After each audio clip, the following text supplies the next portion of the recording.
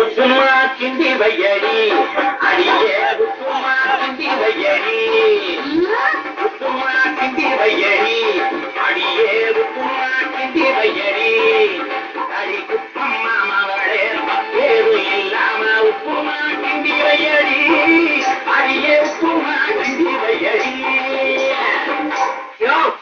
பாட்டு பாடுற பாட்டுல பாடி போடி நான் கூப்பிடுறேன். தனியா ஒருத்த கையில கொடுப்பேன். அறுவட்ட ஆட்ல எல்லாம் மரியாதை எதிர்பார்க்க கூடாது.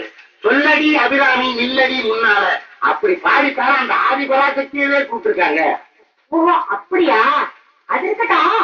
உப்பமா கிண்ட சொன்னியே அதுக்கு பக்குவம் என்ன சொல்லுடா? அடே பக்குவம் என்ன சொல்லுடா?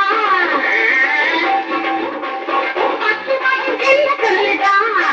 அடே பக்குவம் என்ன சொல்லுடா?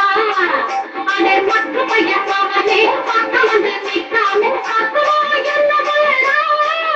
அடே பக்குவம் என்ன சொல்லுடா? ஐயா நீக்கம்பட்ட ஆம்பளை பார்த்து வாழ போறாங்க பாரு. இழுத்து வச்சு ஆத்துங்க நாக்க உண்டா பாட்டி போட்டு பாரியா? எதை சொன்னத அந்த சந்தா தகவலையே வந்தா போனா வருவா வடிவம் தானே பாடி இருக்காங்க. வாயை கொடுத்து வாயை கட்டிட்டேன்.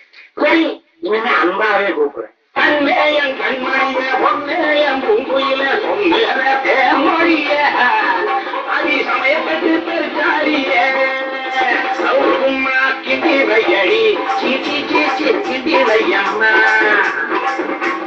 பக்குவம் என்ன சொல்லையா? ஐயா பக்குவம் என்ன சொல்லையா?